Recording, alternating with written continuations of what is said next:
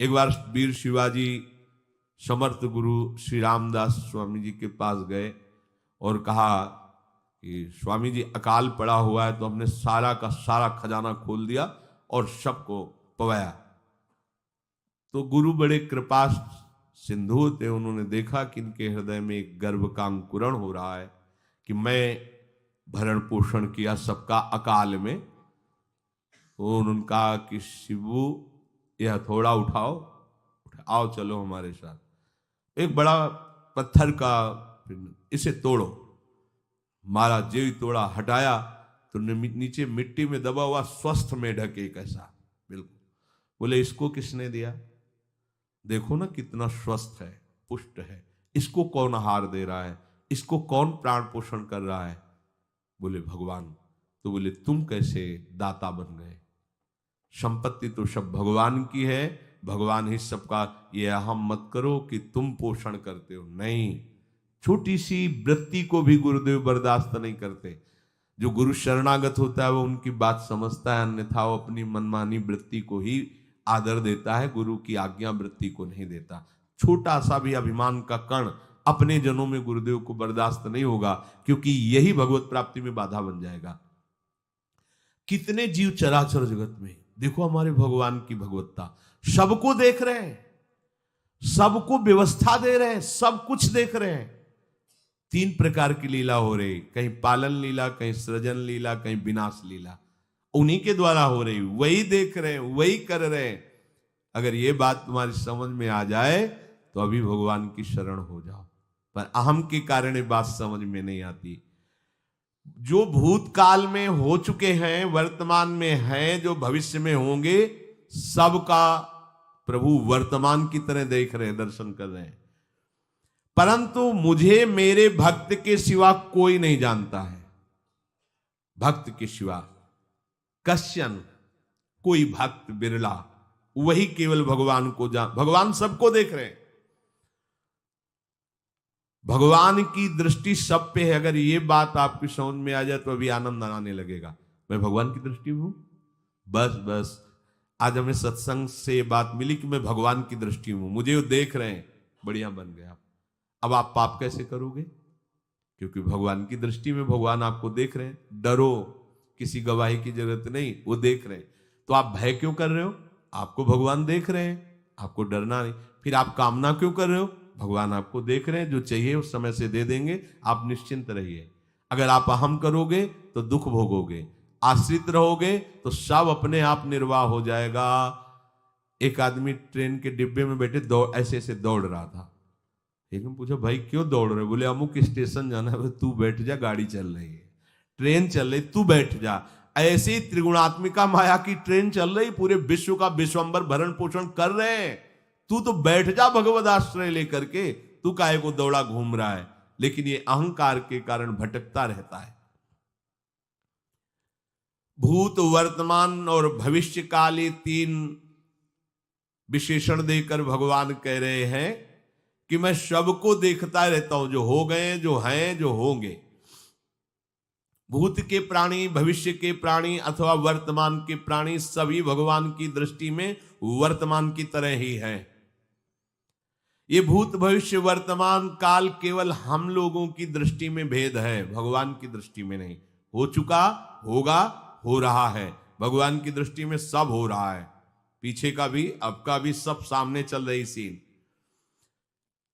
हमारे हृदय में विश्वास हो जाए प्रभु हमें देख रहे हैं। अभी तो हमें ये नहीं पता कि हम भजन कर रहे हैं, भगवान पता नहीं जान रहे हैं कि नहीं जान रहे हैं। अभी भक्ति में रंग आ जाए, अगर ये बात समझ में आ जाए कि प्रभु देख रहे हैं हमें। देखो जब हमारे गुरुजन बैठकर सुनते हैं और जब गाने को अवसर मिलता है तो ज्यादा उत्साह होता है कि बैठे सुन रहे हैं।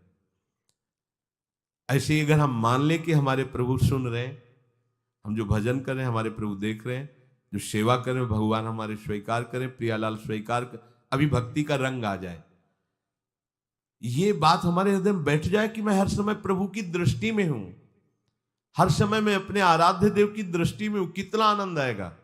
अंदर से सोचो जरा, हर समय वो हमें देख रहे हैं और वो कह रहे हैं मैं देख रहा हूं। पीछे जो तुम किए वो देख रहे हैं वर्तमान की तरह, अभी जो वो तुम देख रहे हो। देख रहे हैं, आगे जो करोगे वो भी देख रहे हैं। वो पहले से उनको सब पता है, तुम ऐसे ऐसे चलोगे, ऐसे ऐसे कार्य करोगे। भगवान की दृष्टि में सब कुछ वर्तमान ही रहता है। संपूर्ण प्राणी काल के अंतर्गत है और प्रभु श्री हरि कालातीत है। देश काल वस्तु व्यक्ति घटना परिस्थिति ये बदलते रहते हैं, पर प्रभु श्री हरि वैसे के वैसे ही रहते हैं। काल के अंतर्गत प्राणियों का ज्ञान एक सीमित है। अब इस दीवार के पीछे कौन खड़ा है, क्या कर रहा है, पता नहीं, पर भगवान की दृष्टि में नहीं। भगवान की दृष्टि में सुमेरु पर्वत पर क्या हो रहा है, जहां किसी की दृष्टि, वहां भी उनको, ब्रह्मलोक में ब्रह्मा क्या कर रहे हैं, बैठे बैठे सब। इसलिए कितने महान ईश्वर हैं। एक छोटी सी भी चींटी को दाना मिला कि नहीं, उनको चिंता है। देखो, आप छोटे से 2-4 लोगों का भार लेकर के चिंतित हो रहे हो, अनंत ब्रह्मांडों के अनंत जीवों का भरण पोषण प्रभु हमारे कर रहे हैं और निश्चिंत हैं। अचिंत शक्तियां भगवान की, तो आप भी तो उनके बच्चे हो ना। ये सब कहने का मतलब है आप भी तो उन्हीं के अंश हो ना।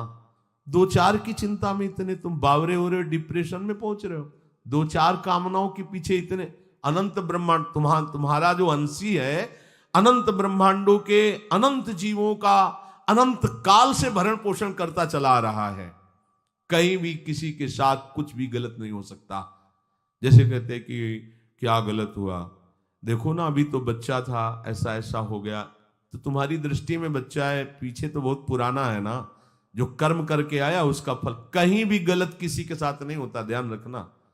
जहां कुछ होता है, अभी हमने देखा मानो कि ये तो बहुत गंदा है, तो सीधे जा रहा था, ये आदमियों ने मिलकर इसे पीटा, अभी सीधा चल रहा, पीछा टेढ़ा चल के आया है, और जिनको पीटा है वही आके इसे पीट रहे हैं। अब हम वर्तमान को तो देख रहे हैं ना, पीछे की बात तो देख नहीं रहे ना, और भगवान पीछे की देख रहे हैं कि इसने पीछे बहुत ऐसा गलत किया, उसका हिसाब इसको मिल रहा है, इसे चुपचाप देखते रहते हैं। ध्यान रखना, इतना भी गलत नहीं हो सकता इस सृष्टि में। वो कैसे गलत नहीं हो रहा, अभी तो नवयुवक था, उसने कुछ ऐसा किया ही नहीं, अभी तो नई अवस्था थी, अभी तुम्हें दिखाई दे रहा है 15 वर्ष का है, लेकिन भगवान देख रहे हैं मेरा पुरातन अंश है, किस जन्म से क्या क्या करते चला आ रहा है। ये ज्ञान हो जाएगा तो किसी भी बात में आपको दुख नहीं पहुंचेगा, विक्षेप नहीं पहुंचेगा। नहीं, बड़े बड़े विक्षिप्त हो जाते। एक गौतमी नाम की महान तपस्विनी थी, महाभारत में कथा आती है, उसका एक ही पुत्र था और उसको सांप ने काट लिया। तो वहां की कुल भील उठा के लाए और कहा, देवी मां ये देखो सांप ने तुम्हारे बेटे को काट लिया। तो उनका इतनी सामर्थ्य सांप की कैसे हो गई कि मेरे बेटे को काट लिया और मेरे से भय नहीं माना। आकर्षण वृत्ति जीव ही की, सांप सामने आ गया, तूने क्यों काटा, मैं तुम्हें भस्म कर दूंगी। सांप ने कहा, पहले हमारी प्रार्थना सुन लो। मेरे सर पर मृत्यु ने आकर के अपना शासन जमा लिया और कटवा दिया, मेरा कोई दोष नहीं। मृत्यु का आकर्षण किया, महान तपस्विनी, भगवान व्यास देव जी ने ये लीला कथा गाई है। मृत्यु का आकर्षण किया, साक्षात मृत्यु सामने आ गई, थर थर कांपने लगी। गौतमी जी ने कहा, मैं अपने तपस्या के बल से तुम्हें भस्म कर दूंगी।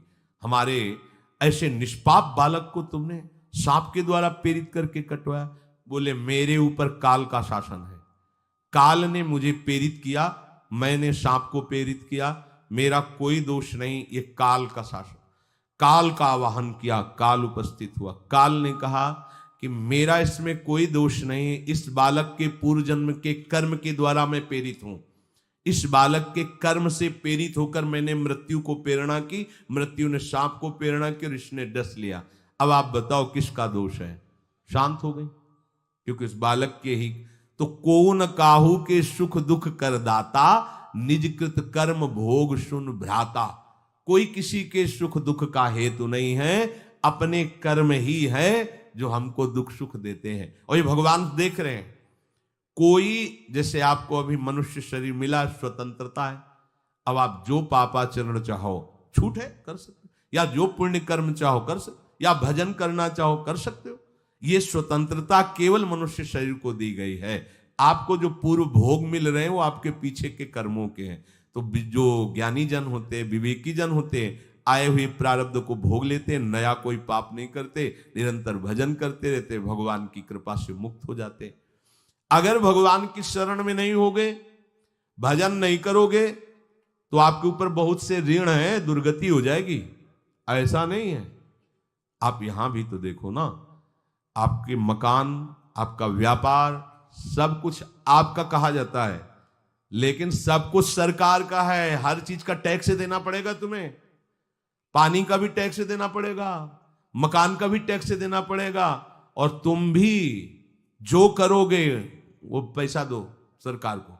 टैक्स तुम ऐसे फ्री थोड़ी जा नहीं होता, देना पड़ता है ना। आप मान लो नौकरी कर रहे हो कि हमारी नौकरी करे, तो उसमें सरकारी टैक्स कटेगा आपका, क्योंकि आप सरकारी आदमी हो, भारत देश के वासी हो। ऐसे ही ये टैक्स लगे हुए हैं सरकारी भी, मातृ ऋण, पितृ ऋण, ऋषि ऋण, ये टैक्स है।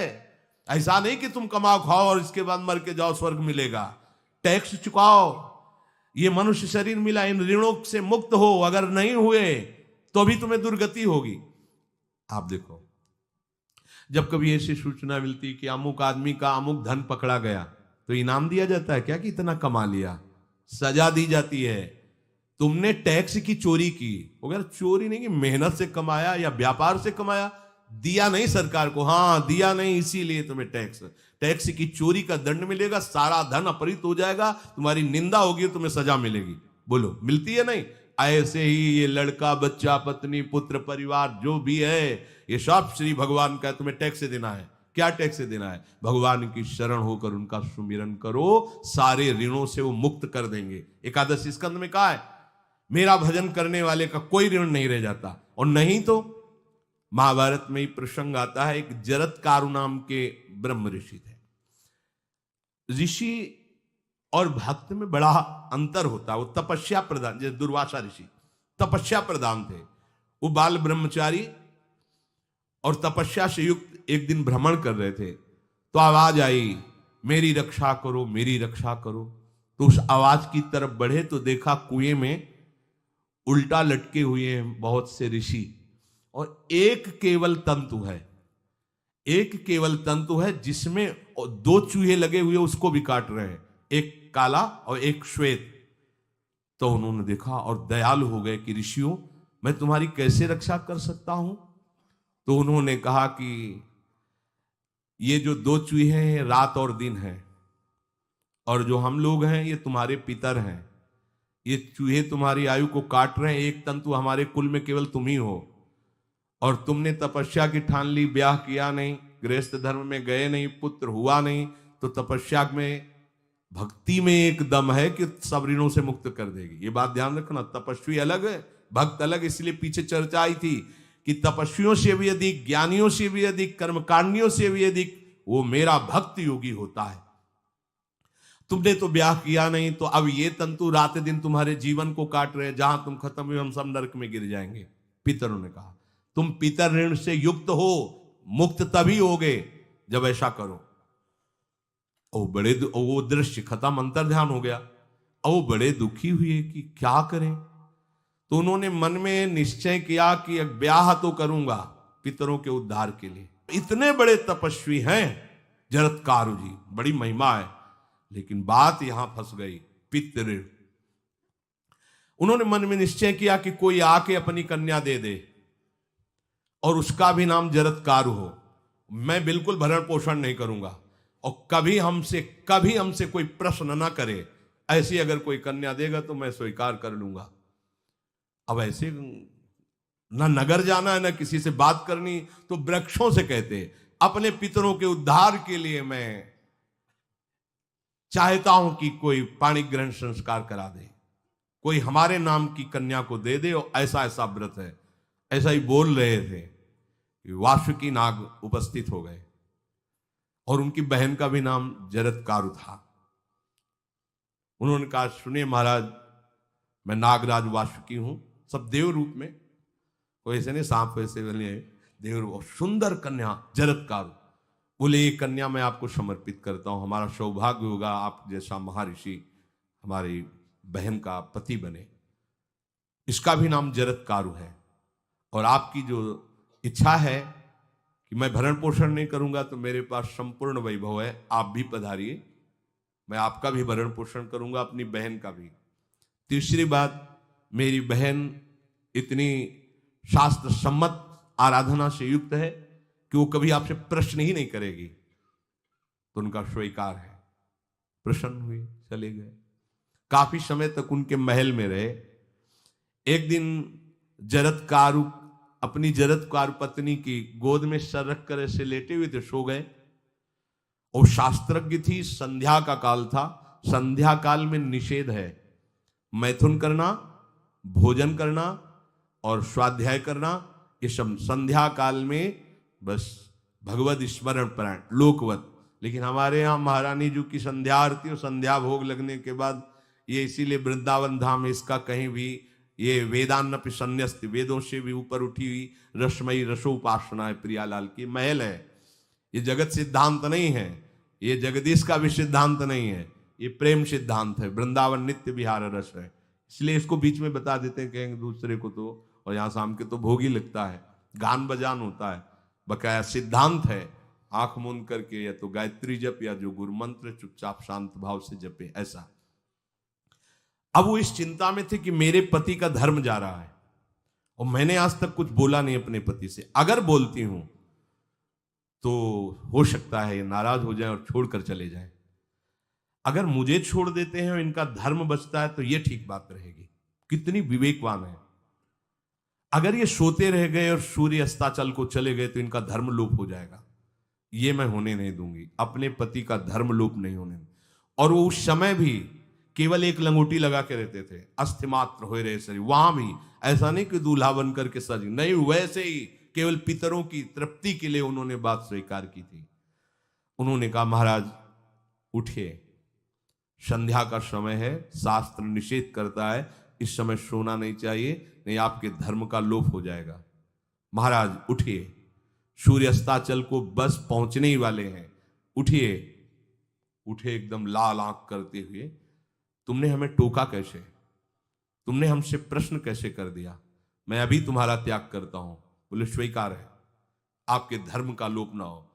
कहीं सूर्य अस्ताचल को चले गए, आपने अर्घ नहीं दिया तो जीवन भर की आपकी उपासना में कलंक लग जाएगा कि आपने संध्या काल में शयन करते हुए सूर्य आराधना नहीं की, आपके धर्म का लोप हो जाए। बड़ा सूक्ष्म धर्म का विषय। तो उनका सूर्य की ताकत कैसे कि मैं सोता रहूं और वो अस्ताचल को चले जाए, ऐसे महात्मा थे। का सूर्य की ताकत कैसे, भगवान व्यास देव जी ने लिखा है, किसी कहानी की बात नहीं। सूर्य की सामर्थ्य कैसे कि मैं अर्घ ना दूं और अस्ताचल को चले जाएं, सूर्य तब तक रुके रहते जब तक मैं सोता रहता। पर तुमने टोक दिया, अब मैं चला। जब चले तो उन्होंने कहा हमारे गृहस्थ धर्म का जो फल होता है, आपके पाणी ग्रहण स्वीकार का जो फल होता है, उसको बिना दिए आप कैसे चले जा रहे हैं। तो उनका आस्ति वो है, चले गए। उसी से आस्तिक मुनि का प्रादुर्भाव हुआ और उन्होंने आगे बड़ा चरित्र है उनका, आस्ति, तो उसी से नाम रखा आस्तिक। आस्तिक उन्होंने जन्मेजय की यज्ञ को बंद किया। आप सोचो, एक पितर की तृप्ति के लिए उनको ये सब करना पड़ा। और श्री हरिशरणम और निरंतर भजन, तो मातृण पितृण देवऋण ऋषि ऋण सब ऋणों से उपासक मुक्त होकर के परम धाम को जाता है, एकमात्र भगवदास है। पर ये मूढ़ जन इस बात को नहीं जान पाते हैं। बिना कारण कृपा करने वाले प्रभु जीव को मनुष्य शरीर देते हैं। ये मनुष्य शरीर अंतिम शरीर है, अगर इसमें नहीं बना तो फिर चले जाओगे 84 लाख योनियों के चक्र में। इसी शरीर में अनंत जन्मों के संचित कर्म समुदाय का नाश करके भगवत प्राप्ति होती है या मोक्ष पद मिलता है। कौन सा प्राणी किस गति को जाएगा भगवान देखते हैं पर संकल्प नहीं करते, ध्यान रखना, क्योंकि आगे की भी देख रहे हैं। वो देख रहे हैं जो तुम कर रहे हो वैसे गति बनती चली जाएगी, भगवान संकल्प नहीं करते। भगवान तो एक बार संकल्प कर दिया, एको हम बहुश्यामा, उसी में बहुत रूपों में प्रकट हो गए। अब तुम्हें संकल्प करना है कि इस जन्म में मुझे भगवत प्राप्ति करनी है। जो संत शास्त्र सदगुरुदेव कह रहे हैं ऐसा करो ऐसा ना करो, यदि आप इस भावना को स्वीकार करके आराधना करेंगे तो निश्चित निश्चित भगवत प्राप्ति इसी जन्म में हो जाएगी। प्रभु केवल तुम्हें निमित्त बनाना चाहते हैं, कल्याण तो वही करेंगे। जैसे अर्जुन से कह रहे हैं भीष्म आदि द्रोण आदि मेरे द्वारा मारे जा चुके हैं, तुम केवल निमित्त मात्र भव सव्यसाची। ऐसे ही अय उपासक तू केवल निमित्त बन जा, जो शास्त्र सदगुरुदेव आज्ञा करते हैं वैसे ही तू चल दे अपने मन को मार के, केवल तू निमित्त बन जा। कल्याण या भगवत प्राप्ति या मोक्ष वो तो भगवत कृपा से होगी। पूरी उद्धार की सामग्री तेरे अंदर जागृत कर देंगे प्रभु, केवल तू निमित्त बन जा, मेरी कृपा तेरी सारी बात बना देगी। विश्वास करो, इस बात पर विश्वास करो। भगवान कह रहे हैं तुम निमित्त बन जाओ, जो आदेश कर रहे हैं वैसा पालन करो, काम तो सब मेरी कृपा कर देगी। जो ऐसे मनुष्य शरीर ऐसी कृपा प्राप्त होने पर भी भगवत प्राप्ति नहीं कर पाता, तो मयानुकूलेन नभस्वतेरितम पुमान भवाब्धिम न तरेत सा आत्मा। ऐसी मेरी कृपा का सहारा मिलने पर यदि वो भगवत प्राप्ति नहीं कर पाता तो बोले आत्महा है, वो आत्महत्यारा है, वो दुर्गति को प्राप्त होता है। मनुष्य के लिए खास बात है कि प्रभु ने कृपा करके तुम्हें जो सामर्थ्य दी है, जो समझ दी है, जो सामग्री दी है, उसका दुरुपयोग मत करो। केवल भगवत प्राप्ति के लिए चलो, केवल भगवत प्राप्ति के लिए। ये सबकी समझ में नहीं आएगा, बिल्कुल बात समझ ले। केवल भगवत प्राप्ति के, ये जो कहते हैं कि और हमारे धर्म का, ये सब फसाव है।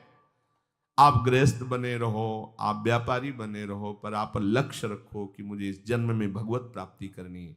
आपका लक्ष्य दृढ़ होगा तो नाम जप चलता रहेगा, संसार का कोई विकार आपको परास्त नहीं करेगा। अगर आपने ऐसा अटल निश्चय कर लिया तो तुम्हें जो भगवत सामर्थ्य मिली उसका तुम दुरुपयोग नहीं करोगे। देख लो, अपने लोग बहुत बड़ी गलती करते हैं, जो आध्यात्मिक ऊर्जा शक्ति उसको विषयों में दुरुपयोग करके नष्ट कर रहे हैं। कहते हैं अब हमारा मन नहीं लगता, अब हमारा बड़ा शांति है, घबराहट है। क्यों शांति है, क्यों घबराहट है? जब तक तुम धर्म विरुद्ध नहीं करोगे तो अशांति नहीं हो सकती, भय नहीं लग सकता, विषाद नहीं हो सकता, क्लेश नहीं हो सकता। लिख लो ये बात, किसी को भी कभी भी भय महसूस हो रहा है, अशांति महसूस हो रही, घबराहट महसूस हो रही, आप भगवत प्रदत्त शक्ति का दुरुपयोग कर रहे हैं, समय का दुरुपयोग कर रहे हैं, सामग्री का दुरुपयोग कर रहे हैं, अर्थात कोई न कोई अधर्म आचरण कर रहे हैं। अब भी आपको उपाय बता देते हैं। यदि तुम्हारा मन जलन पैदा कर रहा है तो भगवान से हाथ जोड़कर कहो कि हे नाथ, मेरे से अब तक जो गलतियां हुई हैं उन्हें क्षमा कर दो। आगे मैं गलती नहीं करूंगा, आपके बल से, आपके बल से। ये भी ध्यान रखो, आपके बल से, अपने बल से नहीं, आपके बल से। हे नाथ, ऐसा मुझे बल दो जिससे कभी मैं आपके और गुरुदेव के विपरीत न चलूं। अगर कोई हमसे गलती हो जाए तो मुझे तत्काल दंड दे देना, क्षमा मत करना। आगे ये बहुत बढ़िया बात है। अगर हमको क्षमा कर दिया जाएगा तो हमारे मन को उत्साह बढ़ जाएगा फिर गलती करने का। अगर दंड दे दिया जाए तो मन डर जाएगा। तो इसीलिए प्रार्थना में ये भी कहना चाहिए, पर हिम्मत नहीं पड़ेगी, क्योंकि मन को बहुत दुलार करते हैं ना, कि प्रभु मेरे से जो गलती हुई उसे मुझे दंड दे दो, मैं क्षमा नहीं चाहता। क्योंकि हम देखते हैं जब हम क्षमा कर देते हैं तो उसका उत्साह बढ़ जाता है मन का और गलत करने का। प्रभु इसे क्षमा मत करो, इसे दंड दो। एक बार इसकी भरपूर बेइज्जती होनी चाहिए। जब इसको सब देखेंगे हाँ ये, तो अपने आप ही मन सही रास्ते में आ जाएगा। प्रभु आप क्षमा कर देते और बात गुप्त रहती है तो इसको बढ़ावा और मिल जाता है और पापाचरण कर, क्योंकि ये दुष्ट है ना। अगर साधु हो तो बचत हो जाए कि देखो प्रभु ने इस गलती को छुपा दिया और कोई जाना भी नहीं और क्षमा भी कर दिया, अब मैं आगे से बिल्कुल नहीं करूंगा। ये दुष्ट है ना, ये ऐसा नहीं करता। क्षमा हो गई तो उसको लगता है आगे भी क्षमा हो जाएगी, चुपचाप चलो मनोरंजन करते हैं। नहीं प्रभु मुझे दंड दीजिए, जैसे कुंती जी कहती मुझे विपत्ति दीजिए। ऐसे उत्तम भक्त वही है। हे नाथ, आज तक जो गलतियां हुई क्षमा कीजिए, आगे गलतियां नहीं होंगी, ये मैं आपके बल से कह रहा हूं। प्रभु यदि मेरे से चूक हो जाए तो आप क्षमा मत करना, मुझे दंड देना, जिससे मेरा सुधार हो जाए, मैं आपके अनुकूल चलने लगूं। मनुष्य की असमर्थ दो तरह से होती है। एक असमर्थ कि वो कर ही नहीं सकता। जैसे किसी से कहा जाए कि तुम ये मकान उठा करके वहां रख दो, तो कर ही नहीं सकता। ऐसी सामर्थ्य जो आप में करने के लिए भगवान कभी आदेश ही नहीं देंगे, ध्यान रखना। एक बात ध्यान दीजिए, कोई भी ऐसी भगवद आज्ञा या गुरु आज्ञा नहीं होती जो आप नहीं कर सकते। आप जो कर सकते हैं वही आज्ञा होती है। दूसरी असमर्थ ये होती है कि करना चाहता हूं, समय भी है, पर पता नहीं कोई अंदर से करने नहीं देता। भजन करना चाहता हूं, ब्रह्मचर्य से रहना चाहता हूं, और अनुकूल कृपा भी है, सत्संग मिल रहा है, धाम बात सब, पर कोई हमारे ऊपर सवार हो जाता है और हमसे ऐसा करवा लेता है। यह है प्रमाद, यह है मूढ़ता। यह साधक को नष्ट कर देती है। दो प्रकार की असमर्थता की बात हुई। एक ये कि भाई हम असमर्थ हैं, कहा गया कि इस मकान को वहां उठा के रख दो, नहीं रख सकते, तो ऐसा आदेश ही भगवान और गुरुदेव का होता नहीं होगा। और अगर आदेश हो गया है तो आप उठा के देख लेना, आप उठा लोगे। अगर आपको यह ध्यान रहा कि गुरुदेव की आज्ञा है, हरि की आज्ञा है, हो जाएगा। हम कई बार आपको कहा है, अंगद को ऐसे मसल दें, ऐसे वीर थे रावण की सभा में, पर राम प्रताप सुमिरिपन रोपा। इस सभा में कोई बड़ा वीर हो, मेरा पैर उठा दे, राम जी सीता जी हार जाएंगे, वापस चले जाएंगे। ये बात थर्रा देने वाली बात है। घबरा, आराध्य देव और माता जानकी दोनों को दांव में लगा दिया, उठा दे कोई पैर, पर उनको भरोसा था कि मैं राम के बल पे कह रहा हूं।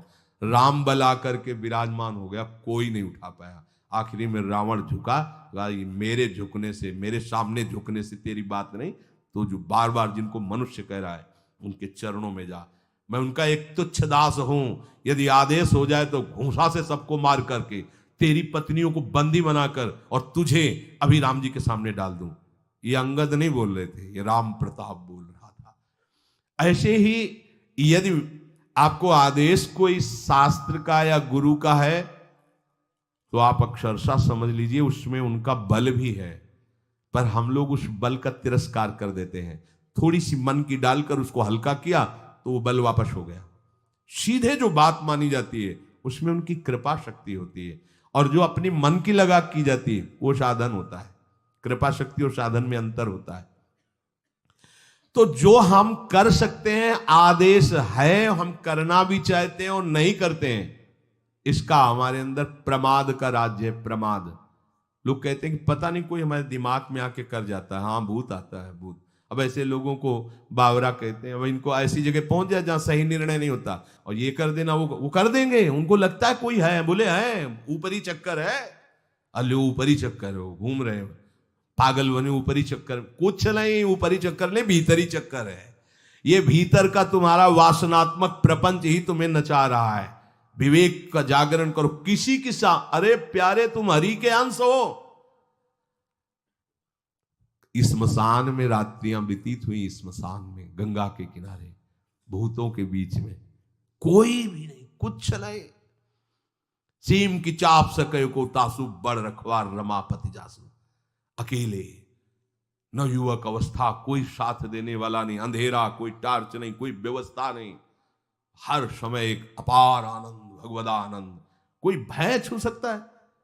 हर समय हरि की दृष्टि में आप रहते हैं। आप भी ये प्रमाद मत कीजिए। ये प्रमाद है और कुछ नहीं है, जो आप आचरण विरुद्ध कर देते हैं। अब क्या होता है, वो समझ पाता नहीं, उसके पीछे कर्म परंपरा लग जाती है, फिर वो हार जाता है कि मेरे से भजन वजन नहीं होने वाला, संयम से नहीं चलने वाला। अब वो योनि पर योनि प्राप्त करता चला जाए, ये योनि, यो योनि। भगवान के स्वभाव को समझो और उनके आश्रित हो जाओ। कोटि विप्र बदल आ गए जाहू, आए सरन तजो नहीं ताहू। जो नर होए चराचर द्रोही, आवे सभय सरन तक मोही। तज छल कपट मोह मद माना, करूं शब्द ते साधु समाना। एक बार जीवन को प्रभु के चरणों में अर्पित कर दो, बस प्रभु सब संभाल लेंगे अपने बल से। अपने बल से संभालने का तात्पर्य है आप उनकी आज्ञा पालन का प्रयत्न करो। प्रयत्न की सफलता प्रभु के द्वारा होती है। जब हम प्रयास करते हैं ना, तो प्रभु हमें आगे से आगे रास्ता देते चले जाते हैं, और ये जन्म भगवत प्राप्ति होनी ही चाहिए। Thank you for watching.